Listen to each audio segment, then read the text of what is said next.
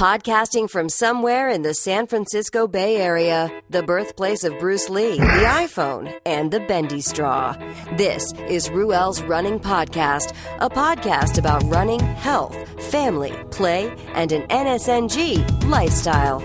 And now, here's your host, Ruel. It was a dream. Amazon.com. Hey guys, you can support the show by clicking to ruelsrunning.com and clicking to the Amazon banner to get to Amazon. Do your Amazon shopping that way, and what happens is through the affiliate program, ruelsrunning.com can get a little bit of a commission, and it's no additional cost through your purchase. It's just through the magic of what's called affiliate programs that Amazon will say, hey, thanks for promoting what we do through what you do at ruelsrunning.com. And as a result of folks buying stuff from us through you, we'll give you a couple dimes. How's that? That sounds good to me. If it sounds good to you, so go to ruelsrunning.com, click the Amazon banner, do your shopping, and shop, connect, and enjoy. Thank you very much.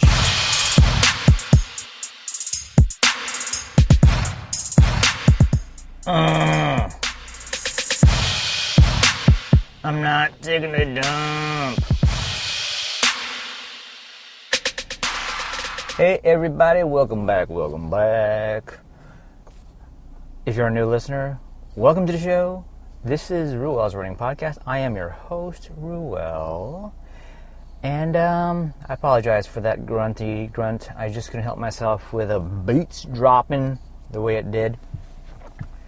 Hope everybody is doing well. It's what is it? It's middle of the week while I record. I am on the commute.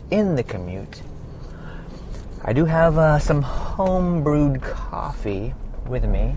I didn't do my typical Starbucks deal, and have a hit of heavy whipping cream in the commuter mug as well with the coffee. I'm trying to cut back at my Starbucks trips. I'm trying to do something new, create a new routine, a new pattern. For quite a while, I've just been making that the norm, stopping at a Starbucks, seeing the familiar faces there, and getting, I am really regular there to a point where when I walk in, I'm in line, my drink's already ready. So what that does is if I have any thought of changing my order, it's pretty much too late because they've already laid out what I usually would order. So we'll see. Yep, I brewed a Pete's Coffee Domingo roast, Cafe Domingo. That's what it's called, and yeah, good stuff. I've got a metal travel mug, I guess, somewhat thermal in a way, from Shutterfly. It's a nice beaten up mug that I've had for quite a while. It's got a collage of photos of the family. I really dig it. Gives me a chance to take a look at all of the faces of all the folks I love while I'm out and about. Unlike the Starbucks cup that just shows the siren, or what folks see as a mermaid, and that's kind of impersonal. Yeah. Anyways, enough about that. So, middle of the week, and we're smack dab in the third week of school with the kids. So this is sort of family chat, and I think it's we're starting to settle in. Kids are kind of in their groove. They know what their expectations are as far as getting up. By this time they're well aware of who their teacher is and who they sit next to and all that good stuff. And homework. Crazy. I've got a kindergartner and a second grader. And it's just crazy that kindergartners are sent home with homework. It's actually more like parent homework, which is actually not a bad thing, but just the description of, you know, kids that young having homework. When I was in kindergarten, if there was homework, I just don't remember. But I don't think I had homework. I was just, you know, going to school was just a place. And I went to public school. Going to school was just daycare, right? Sure, there was a lot of educational opportunities during that time. I remember show and tell. I remember sitting at the carpet and singing, you know, songs and whatnot. I remember there was a little area in the class that was dedicated to learning the alphabet and the sounds. I remember there was another section that had to do with reading or being read to, and, you know, story time. There's another section for coloring and artwork. Yeah, a lot of fond memories. And one of the fond memories was learning that I was colorblind. Yeah, look at that. Yes, Ruel is a colorblind cat. One way that I figured I was colorblind was at the coloring table in kindergarten. You know, you want to color a tree, all the leaves are green, and the trunk is brown. That's sort of the general thought of how you color a tree. And I flip-flopped those colors. I had the brown leaves and the green trunk. Like, okay, that was off. So, you know, back then, not a whole lot of reading going on. I don't remember that I was able to read. So even if the Crayola crayons were on the table, you know, reading the labels, you know, to find out what color it wasn't going to happen. You know, and a similar thing happened with a paper mache project in kindergarten. You know, and those projects, paper mache, it's an effort, right? It's time and effort. You shape something and you mold something with the paper mache, and you have to wait for the next day for things to dry before you can actually start painting stuff. So, you know, I had a turtle. Pretty impressed. I had a turtle. And it was molded and shaped and dried and ready to paint. You know, the outlines of the shell pattern was in place. It was just a matter of me now painting the turtle. And I flip-flopped the colors again. Or I just mixed colors up again. You know, to where the turtle was supposed to be green, I made it brown and all that stuff. So, you know, and in that moment, it was sort of like I felt bad because the teacher had pointed out the mistake. And I can't remember whether or not she meant to make me feel bad. I'm like, you're an idiot. Why did you color it that way? Why did you paint it that way? Maybe she didn't. I just felt that way and it came across that way. But yeah, it ain't so hot. You know, and everybody wonders, like, wow, what do you see? But I see stuff. It's just, I don't think things are popping the way they need to in order for me to figure stuff out.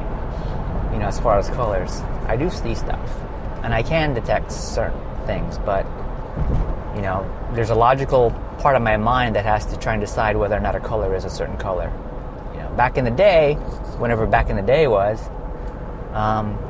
probably would have never seen a purple car, but now anything's possible, right?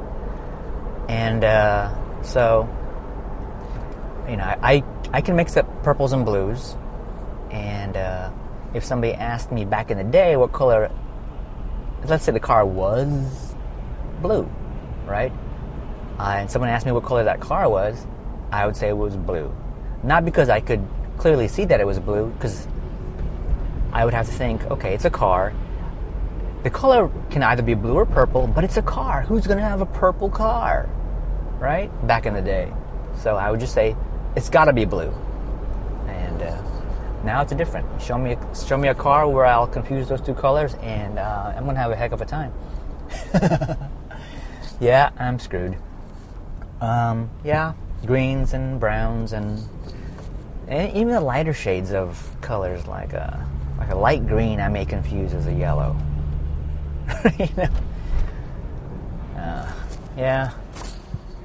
my kids, right now I don't detect that they have that issue. And I think being colorblind is something that you pick up from the maternal side, and I think the greater population of colorblind sufferers or people are female. I could be wrong. I think or am I confusing things with being left-handed? Maybe it's the same. Anyways, yeah. So happy about that. As far as the kids, they don't need my issues.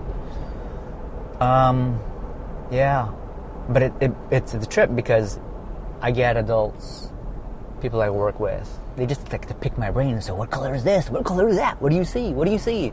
They want to see what I see. And it kind of gets annoying.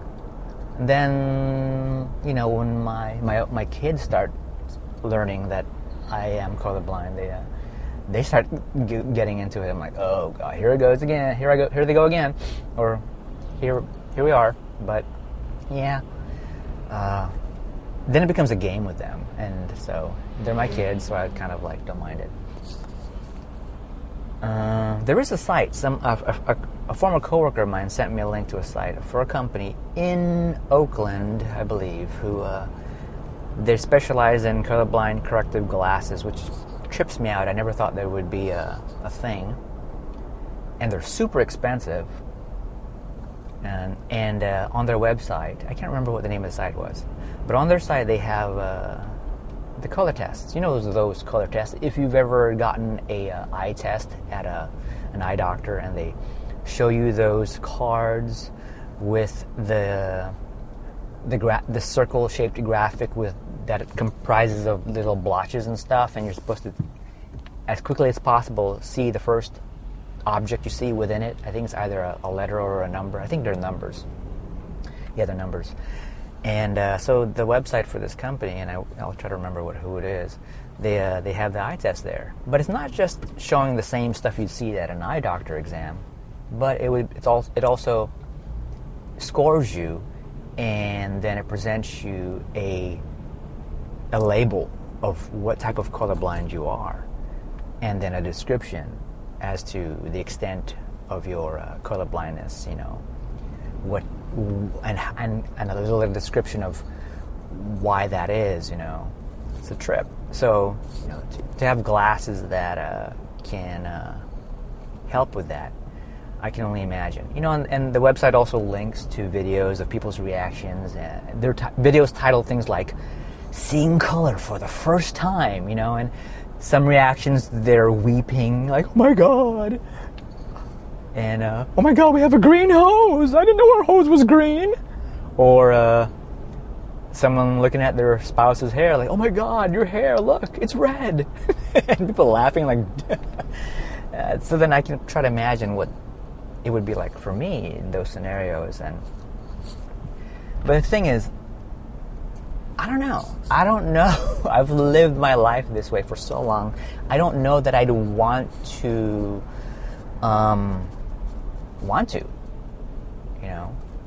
see the real world in the color corrected lenses. I think it'd be fascinating. It would be fun, but I could be wrong. And as far as I know, it's a thing that if insurance is ever going to cover that type of stuff, health insurance, it probably wouldn't be an easy thing to establish. I don't know. Who knows? I guess I kind of wear some sort of corrective glasses anyways. Whenever you get polarized lenses on your sunglasses, right, they tweak the vision to some level, right? Those polarizing lenses on the cameras, when you kind of screw them on top of the lens, and then you could pivot, or you could rotate the lens to get a particular polarized effect on your view. It's kind of like that with the sunglasses, right?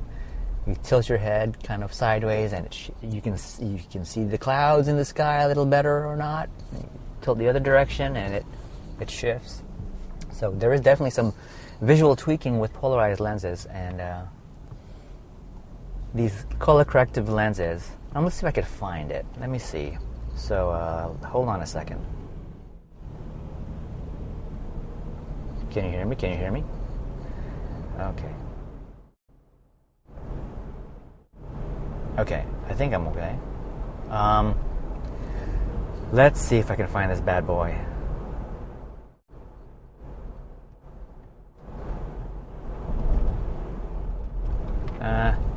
Yeah, I'll have to find it some other time. Yeah, but I'm sure if you Googled it, go online and Google color correction, colorblind glasses, Oakland, California, it'd probably show up. It's some weird name.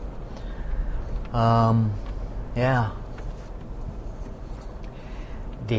I've lived with it for so long. You know, the one question that I'd have is how, if any, would it, what kind of effect would it have on my mood, right?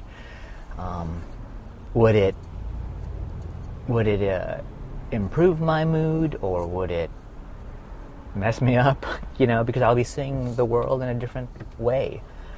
You know, what type of impact would it have on things like the visual aspects of having a migraine, right?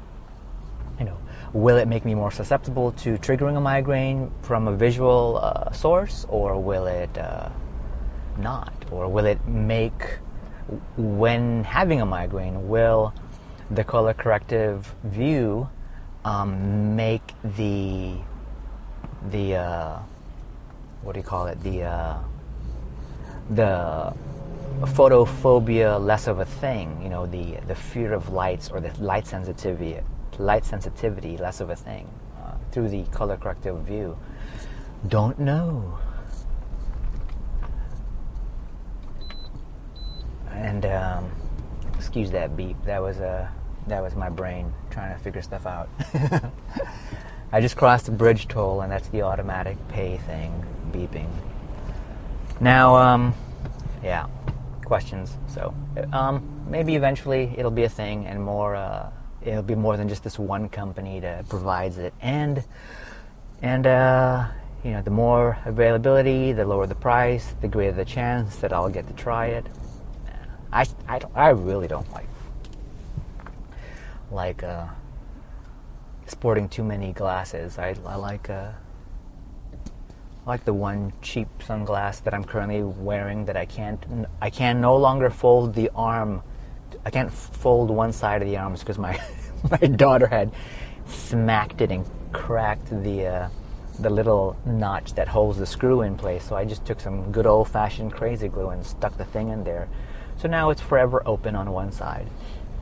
I like it, and I don't feel guilty if I drop the thing in it while I'm running, and I definitely won't feel guilty if I misplace it. And I've lost a pair of Oakley shades that I used to use on the run, and I can't help but think that somebody out there is happily wearing my shades. So, anyways, it's kind of like, you know, when I say I've lived with being colorblind all my life, there's no reason why that I can't continue to live this way, and there's no definite need to get the corrective sunglasses and live and you have that. And it's the same with I have another condition. This is called the condition, Ruel's condition episode. What's up with him? Why is he so weird and off? I have this other condition. It's called hydrosis, and I know some of you who know what that is are going, ew, ew. It's also called Palmer's hyperhidrosis, or just hydrosis, and it is the sweaty palms type of deal. And when my hands sweat, so do my feet. So you guys are now throwing up in your mouth, but it's a thing. It's a thing that if you look it up, people who suffer it, it really affects their social life, and it does to me to some extent. But then there's just so in this day and age, there's so many labels about people having this sort of phobia or this sort of disorder that people with issues are the norm, and so there. And when you hear about stories about folks who have germ issues, they don't want to shake anybody's hand. They basically get by just having a policy that they don't shake hands, but they'll do other things like, bump forearms, knuckle bump, or just sort of, I don't know, a point and a wink, or something to acknowledge that as an alternative to shaking hands, right? And that's I kind of fall in that camp where I meet somebody new, they reach out to shake my hand, depending on the condition of my hand because of my hydrosis. I'll just opt for the fist bump, and I'll just tell them, yeah, I've got this going on, and you don't want any of this. So, and I get by that way, right? I do a knuckle bump. And then, my hands aren't moist or sweaty all the time. When they're not, they're just really, really, really dry and smooth. And and that's when I'll go for the handshake if it's there at that moment. Right now, they're sweaty. Right. So, and that's something that I learned in elementary school that I had an issue with, because by the time you are in elementary school and really having to do a lot of writing, it impacts. See, this is what people don't realize. You have sweaty hands when you're a kid and you're learning to write. That's a problem, right? And my brother has the same condition, my older brother, and I learned how to cope with it through him, and I'm sure he learned to cope with it himself, or maybe he was given the suggestions by our parents. But if your hands are sweaty and you're writing on a piece of paper, guess what's happening to that piece of paper? It's getting wet, and you can't get your work done that way. So the workaround was, not only do you wipe your hand, try to dry your hands off as much as possible, and typically as a kid you're wiping it wherever you want to wipe it, on your jeans, on your shirt. But yeah, it was take a sheet of paper, your regular school piece of paper, and a blank sheet, fold it twice, and then that would be placed under your hand, your palm, as your sort of your semi-fisted grip, writing grip. It would be placed under your hand, or it would be placed under my hand as I wrote, and the paper would just sort of slide across as you wrote across the paper. And that was very common for me in school to have. Each of my textbooks back then, when you had stacks of textbooks for every subject that you studied in school, each of my books had pieces of paper, folded pieces of paper in it. They served as bookmarks, as well as something I can have access to in case I needed to write something and I had sweaty hands. And this isn't, people are like, well, my hands get moist, they get clammy, but my hands get moist and clammy too, but they also go beyond that. To a point where, imagine you've got a pencil grip going, and then if it's really intense, the sweat accumulates on the pen or the pencil, and it just kind of trickles down the tip of the pen or the pencil. That's some serious sweating going on. I had a friend in high school, Mary Jane. She has it as well. So we're kind of brothers and sisters in hydrosis, and we were watching a volleyball game. One time sitting at the courtside, and we both had our hands. We were like playing around with the fact that our hands were sweating, and we just had our hands sort of our fingertips pointing down to the floor, and just, as our hands sweat, little by little, drip would happen, and we would like laugh, like, oh look, here comes another drip, hers and mine, and yeah, just that's the level that it can happen.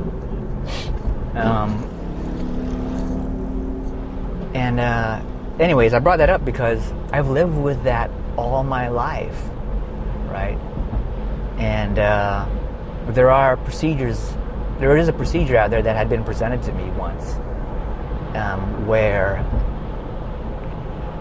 you go, it's a surgery where it goes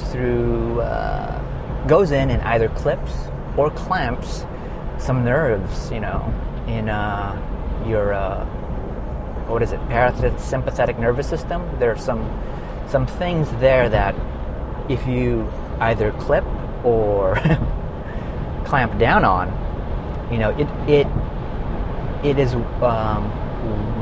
can eliminate the level of sweating from the armpits up, which means it'll cut the sweating that occurs in your hand through this condition, and I think maybe the feet as well, somehow, because they're all interrelated. But yeah,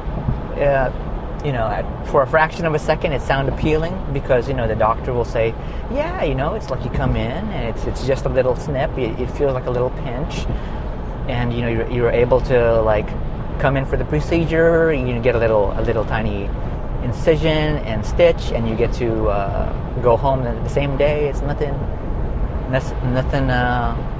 crazy. I'm like, ooh, wow, and then you do a little research and you get all the positive testimonials, like, now I have my life back, I get to shake people's hands, I am a salesperson and it's my job to be able to shake people's hands, and when I can't, I can't feel confident in my job, blah blah blah, and it's all true, right? But for me, no, because there are side effects, and I think the one side effect that scared the heck out of me is you have this procedure, and then it affects your eyes, right? There is this condition where you basically screw up one of your eyes. I don't know if it's the actual eye or the eyelid. Something like, you cause one of your eyelids to droop permanently. I'm like, okay, so I have dry hands, but now I look like I got punched in the face and I can't open my eye.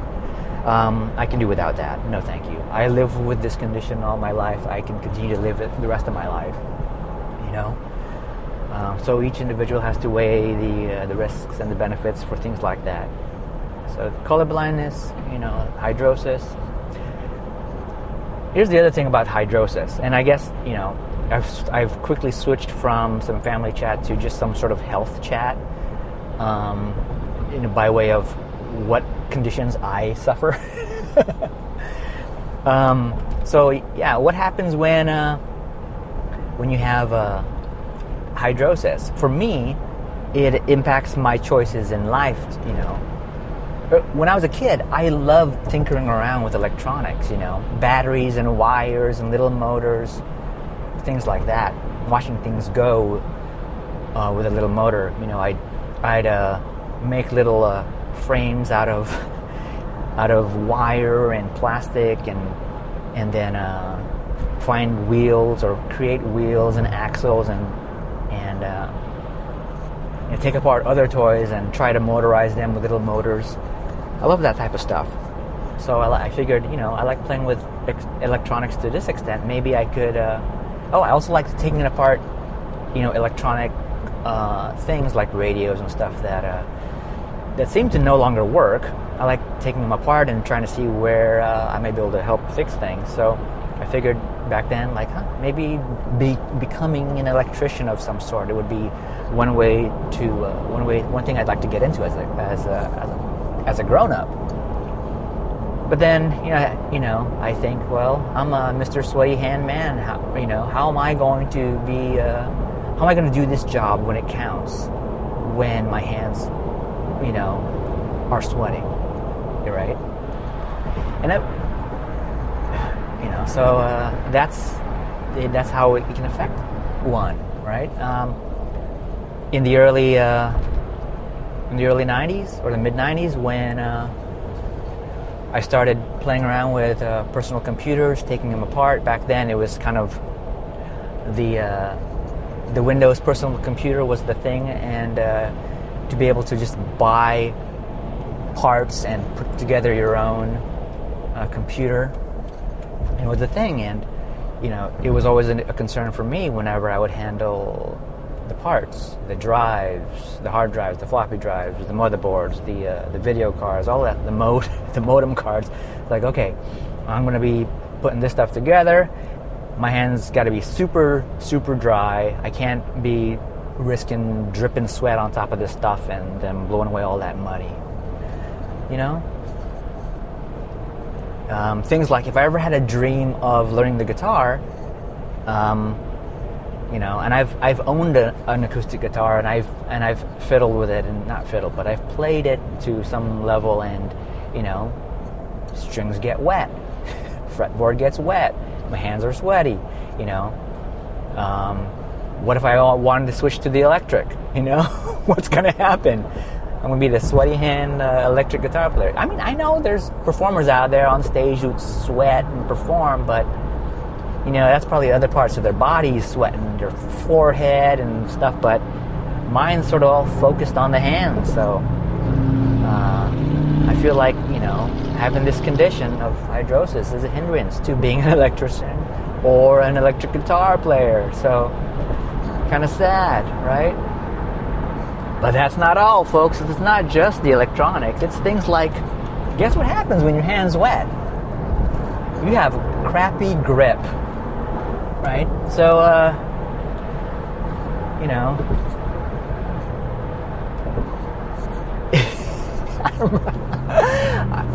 I went to a golf driving range once. I borrowed my my brother-in-law's clubs, and I figured I'll just try this for size as a little recreation. Borrowed his clubs, went to the driving range, and just trying to practice my swing. I learned how to swing a club in high school PE. So just trying to get back into it at the driving range. And then there was one moment where I just went for the swing and lost the club. The thing went flying. You guys got to try it. Go to a driving range. You have everybody lined up on deck or whatever, the platform, doing their thing, just hitting balls into the thing in the yard or whatever the heck it's called, the field, and just take your club and just fling it where everybody's balls are going, and then watch everybody's head turn towards you. And that's what happened.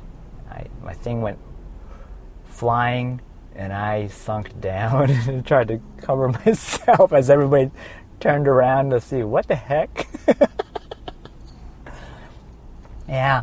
So the next visit, I had to borrow a pair of gloves. They were labeled as shark skin gloves. I don't know if they were really shark skin, but they had one hell of a grip.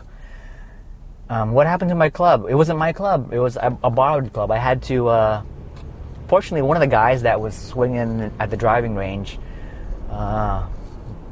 was familiar with the staff.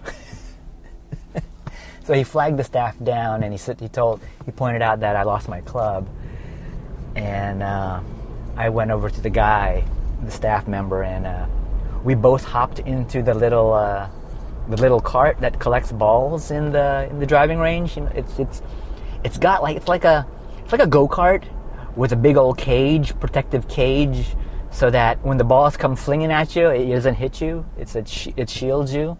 So there I am. I'm in the thing, and then we're just kind of bumping along, cruising along. Everybody's balls are flying by. And then we get to my club, and it's like, hurry up, run out and get it.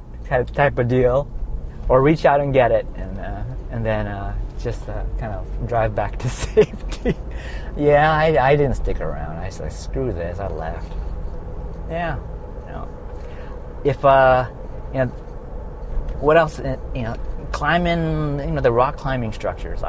There's a limit to my abilities. I mean, I'd love to climb. I can climb, but once your hands sweat, boy, good luck with that. So, and I don't readily carry gloves with me wherever I go, so I can participate in things like this.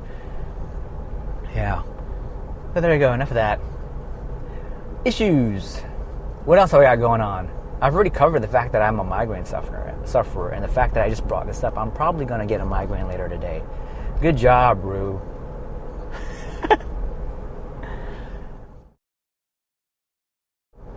So, that's that. Now, so a little family chat, little health chat. Let's get into food. Food matters, guys. And, I started on this NSNG lifestyle about 4 years ago. I think it's a lifestyle, and it truly is, because it's ingrained in me, right? And if you don't know what I'm talking about, look up VinnyTortorich.com, and he's who I learned about this lifestyle, and it's nothing other than cutting sugars and cutting grains and eating real food. And sure, I do have grains time and again, but they're the less of the problematic grains. It's more like a starch when I eat rice. So you guys are might be thinking that I'm how can you claim to be on an NSNG lifestyle and have some rice? Because I can't. Everybody's individual, and you're going to find that you may be somebody who can handle a little bit more of the sugars from naturally occurring foods better than others, or the naturally occurring sugars in dairy than others. So, but it's a base of how to nourish yourself and eat, and a natural way. And what has that done for me? It means that I'm no longer the fat guy that I once was, and I think I was at my fattest when my kid was maybe a year old or was born. I was going through some old pictures, and I was like, oh my God, I really was in rough shape. And I know my feelings then was that I was in pretty good shape. And it's all misleading when back then, the baggy jeans were really, really... The baggy jeans with the sort of like the boot cut was really a thing, and it's easy to hide the fact that you're not in a physical shape that you naturally should be. When I say natural, meaning like as a human being, right? So when you're carrying all of the extra weight, it doesn't bother you when the bigger clothes you put on to cover it up so that you don't feel it. Anyways, yeah. So food matters. I over the years, I've learned to what foods I can eat and what foods to generally avoid, and then reintroduce certain foods back to see how I feel. And it's a general better at being in tune of how food affects me and what makes me feel good. It's a great thing. I recommend it. If you're a listener of this podcast and you're not familiar with NSNG, Vinny Tortorich has created the NSNG brand, for no sugar, no grains. And there's a closed Facebook group that I'm a part of that a lot of people are in, and they're learning about the lifestyle. They're asking questions in the group. There's a lot of weight being lost, and there's a lot of health being gained, and there's a lot of good discussion around, starting out new, and there's a lot of discussion around, what it means for folks who have been on it for a while, and for me who's been on a while. Great health, and I'm happy to say that, in this year my wife has been on the same type of journey, and she's seeing what I've been seeing, and a lot of unexpected, pleasant results out of it. And what do I mean by that is when you cut the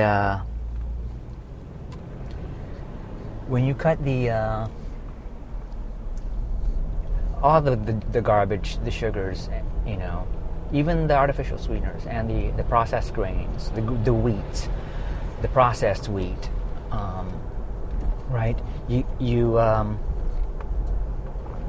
And you eat healthy fats. You don't fear the healthy fat, the saturated fat from meats, right? And from healthy oils and stuff, right? You give your body what it needs, and you avoid things that your body is having to suffer through. What I mean by that is, when you eat the sugars and the grains, your body does go through some levels of inflammation to deal with it, and it's known out there. If you can look it up, the impact of sugar and the impact of wheat and grains on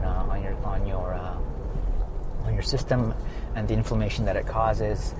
So the way that presented itself to me is I got bloated, right? I didn't think I was bloated, but I was bloated. One way that I could see that I was bloated was that I was bloated, right?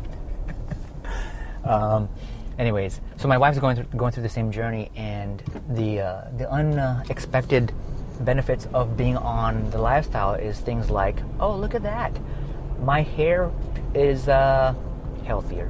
Look at that, my skin is healthier. I'm not using as much of the skin products that I used to. There is no need, right? My skin is fine. Or the hair products. My hair is fine. It's not, damaged, So she's seeing that, and as you reduce the inflammation and as you lose weight, you're not bloated, you're not puffy. So look what happens. You have a better you have better hair, you have better skin, and you don't look bloated and sick. So guess what happens? In other words, you regain an appearance of youth. Wow. Has that ever happened to anybody where you just look older than in pictures than you really are? And I've seen that with myself on and off, growing up, when I yo-yoed and I would be bloated and puffy, those pictures I definitely did look older.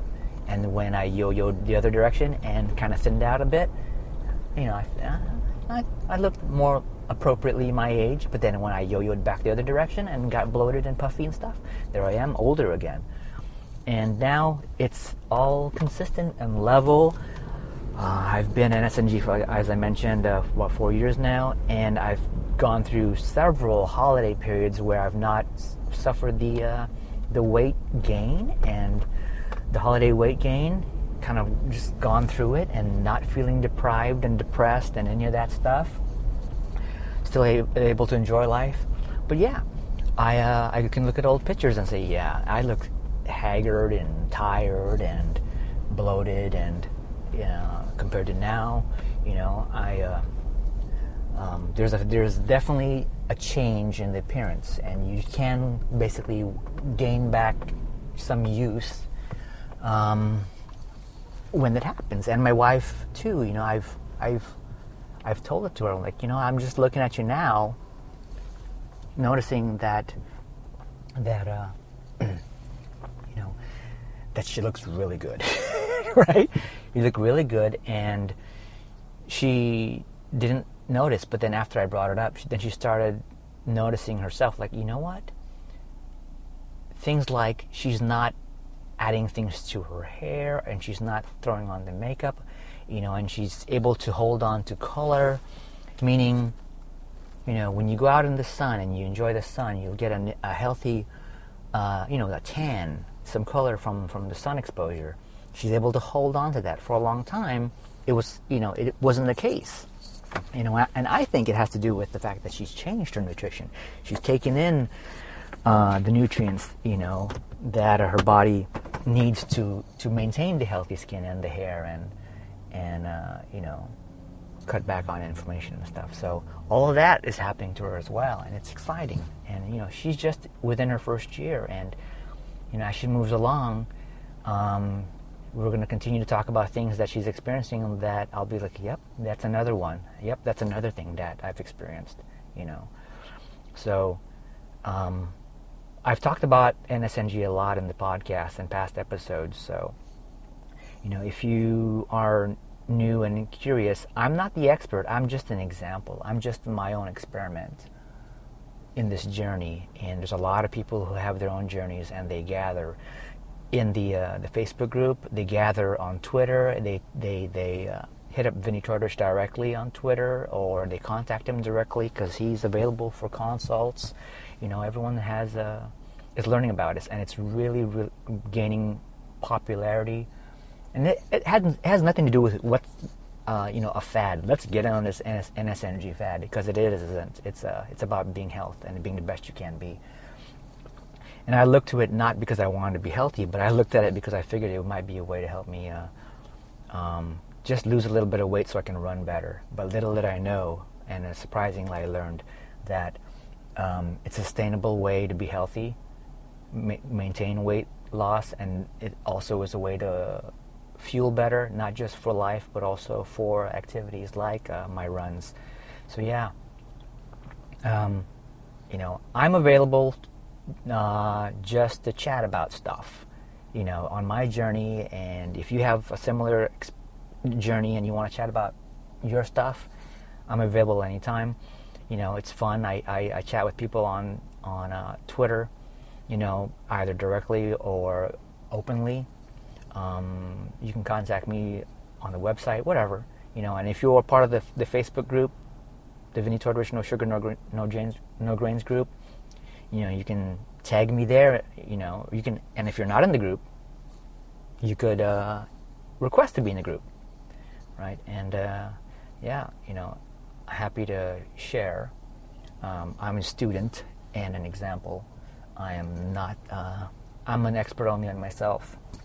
But it's a huge thing, and I don't talk about it a lot on the past episodes. And even when I have the man himself, Vinny Tordrich, on the show, I haven't spent a lot of time, if any, talking about NSNG, his thing, and how he's helped a bunch of people all over the world because of it. Because I'm interested also in, just him as an individual and as a friend, and we have a good time chatting. But eventually we'll get there. I'm starting to feel cold. I think I'm dying. It must be the AC. I need to be where I need to be, and I think I'm going to call this a regular show. Thanks for listening, you guys. Thanks for sticking around. Thanks for everything.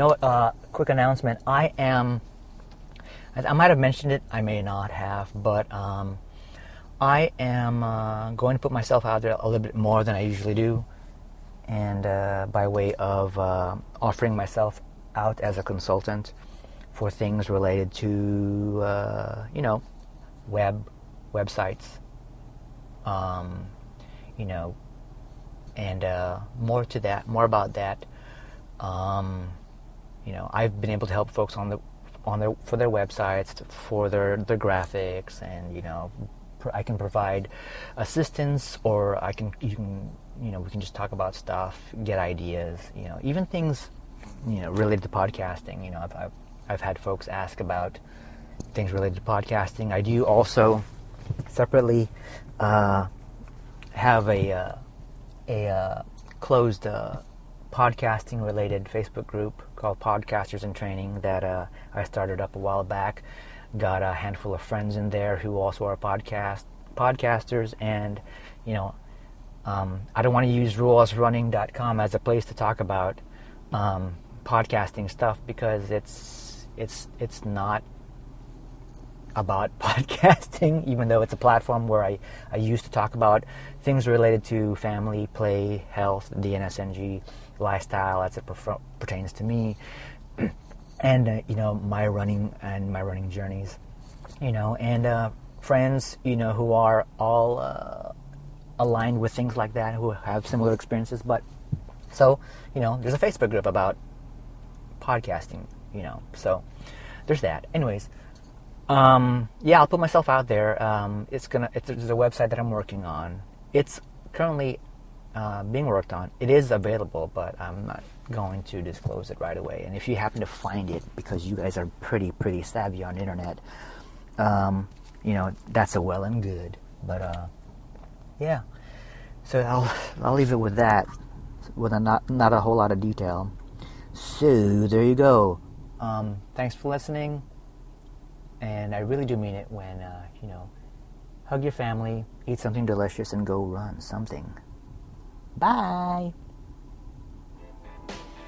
Thanks for listening to Ruel's Running Podcast with Ruel. If you like what you just heard, share it with your friends and your enemies. Also, be sure to check out the site over at ruelsrunning.com. This has been another Coffee with Heavy Cream production. Join us next time for another silly show of Ruel's Running Podcast.